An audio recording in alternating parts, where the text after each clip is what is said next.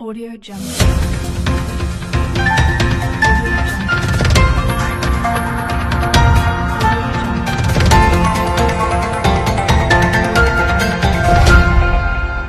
Audio Jungle.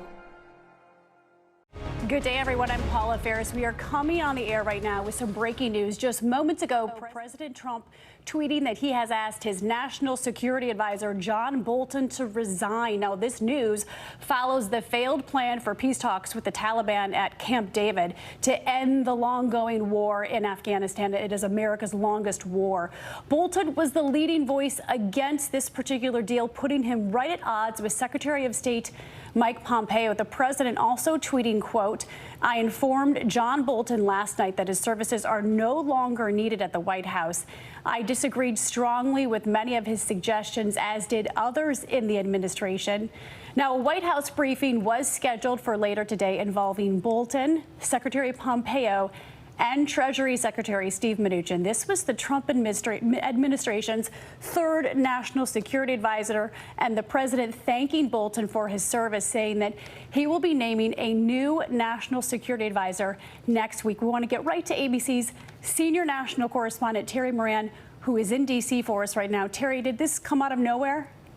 Well, no, this has long been a tension, as you noted, between President Trump, who came to power telling his voters, telling the United States that he wanted to end these long, long wars, and John Bolton, for his generation, the hero of the hawks and conservatives and neoconservatives who advocated a very aggressive projection of American military power around the world. They were at odds from the beginning, but the timing is a surprise, certainly. And John Bolton already responding on Twitter to the president's statement there. President Trump saying he asked for John Bolton's resignation. Bolton has just tweeted, "I offered to resign last night." And President Trump said, quote, "Let's talk about it tomorrow." So the usual drama in the Trump administration. But this is a major shakeup, no question about it. We are told that from people close to Ambassador Bolton, he was the UN ambassador, that he is proud that no bad deals, quote unquote, no bad deals were made while he was national security advisor. A sign there that he opposed President Trump's effort to make a deal with the Taliban, one that President Trump wanted to do and culminate at Camp David until he canceled that earlier this week. So this is no doubt a major shakeup in the Trump White House, and one that now opens the door for a different direction in that revolving door at the National Security Council. Yeah, definitely a rocky relationship, Terry. And again, the third national security advisor, he's preceded by H.R. McMaster as well as Mike Flynn. I want to bring in ABC's chief global affairs correspondent, Martha Raddatz. And Martha, Terry just touched on it. The timing of this is very precarious because President Trump has sent a diplomatic opening with both Iran and North Korea, and now he fires his national security advisor. Exactly, and President Trump knew all along where John Bolton stood on a lot of these international issues. He is a hardliner. John Bolton was at odds with him over Iran, over China, over North Korea. And North Korea, we just had once again last night a test fire of short-range missiles. That's been at least 8 rounds of test-fired missiles since July, when President Trump, in what amounted to little more than a photo op, met Kim Jong-un on the demilitarized zone that divides North and South Korea. But I think the big question now is who comes next. Does President Trump want someone who strictly agrees with him, or will he get some sort of differing opinion? And given what just happened to John Bolton, it may be someone who is more closely aligned to how President Trump views these foreign policy issues. And Martha, any ideas on who that could be? Again, this is his third national security advisor. We've seen Mike Flynn, H.R. McMaster come and go through that office. Any ideas? No ideas at this point. But again, I think President Trump is clearly looking for someone who thinks in the same way he does. John Bolton was very much hardline, don't just trust, verify, was constantly pushing the president on these issues and butting heads. So my prediction is it will be someone a little more in line with the president's thinking. Someone aligned with the president. Martha, thank you. Kira Phillips also in D.C. for us. And Kira, you're at the White House. What are sources telling you about how this all went down? Well, I think Martha really hit it when she said that hardlined that Bolton and the president butted heads. You know, over the past year, I've been talking with White House sources that have told me that their relationship was very contentious. I followed up with those same White House officials, those sources, and Paula, them telling me that Bolton actually has felt undermined by the president, and also that the president has embarrassed him from time to time. So when you hear Bolton described as a hawk, this is somebody that if he feels embarrassed, if he feels undermined, he's not going to want to stay in this position necessarily. Paula. All right, Kira, Terry, and Martha, thank you for your reporting. Again, just to recap, President Trump has announced that his national security advisor, John Bolton, is out after just over a year and a half on the job. This is his third national security advisor. We're going to return now to regular programming. We will continue coverage on ABC News Live, our 24/7 streaming channel, available on abcnews.com and on all of your devices. Also, we'll have a complete wrap-up on World News Tonight with David Muir. I'm Paula Ferris in New York. Have a great day, everyone. All right, guys, and we continue coverage. Breaking news, you just heard Paula say there that President Trump has fired the national security advisor, John Bolton. He has officially resigned. He's the third to hold this position.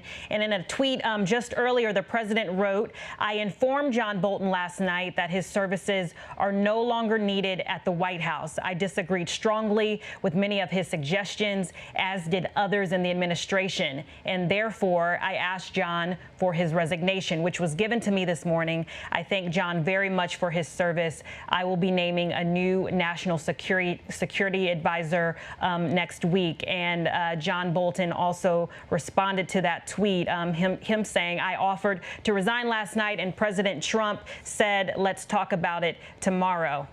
So I want to bring in ABC's senior national correspondent, Terry Moran.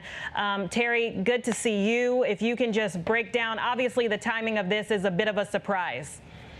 Well, this was a long time coming, but there's no doubt that it comes as a surprise. It apparently came as a surprise to John Bolton. President Trump saying he asked for Bolton's resignation. Bolton saying that he offered it last night, and Trump said, we'll talk about it in the morning. It looks like he learned that he was out of the White House through the tweet.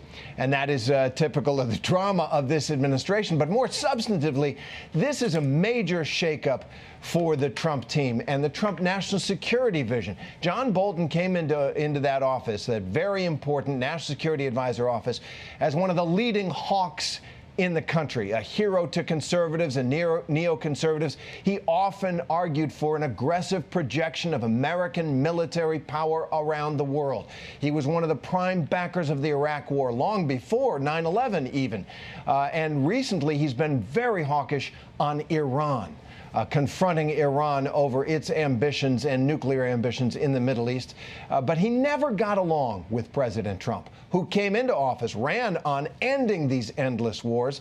And in fact, it has been said that one of the instructions he gave to his original national security team at the start of his administration, no more wars. So these two men were at odds from the beginning, and it looks like it didn't end well.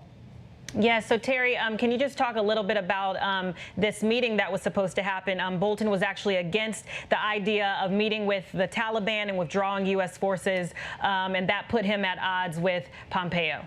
Exactly. I think that is the trigger here, Kimberly. So the president has made no secret that he wants to do a deal with the Taliban to get the U.S. out of Afghanistan. Now, American national security experts and people in the Pentagon as well don't want to withdraw hastily. But the president saw the opportunity to close that deal in a theatrical and spectacular way with peace talks at Camp David.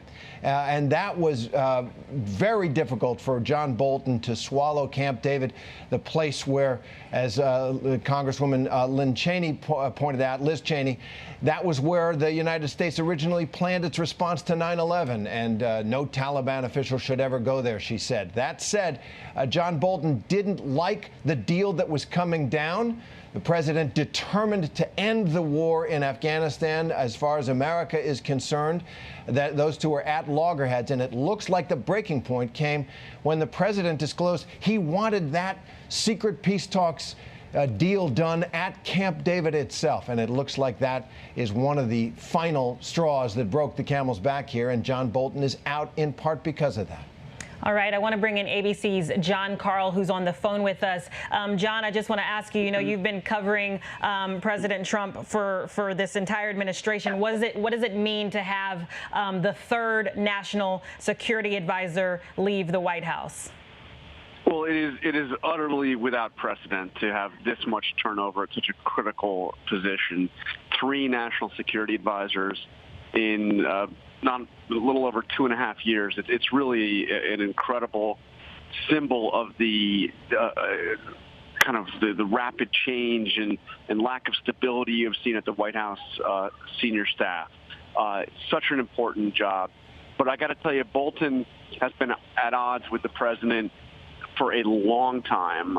This was a rough position from the beginning. Bolton had been cut out of the loop on many significant major initiatives of the president's.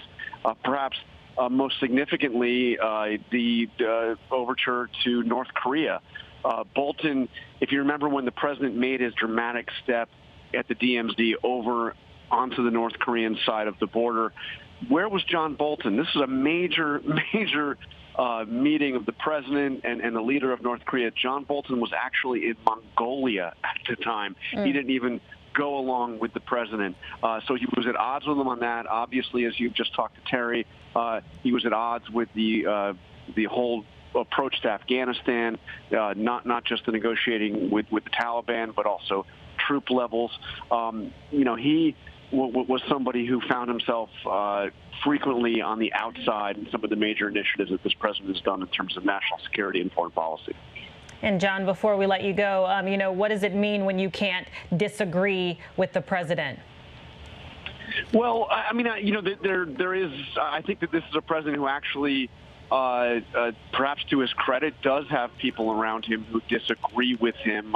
Some of his major policy initiatives. Bolton was exhibit 1 on this. But the president also needs to have somebody around him who believes in what he is doing. And when you have a national security advisor who truly, in his deepest convictions, does not believe in the president's most important foreign policy initiatives, that's a problem.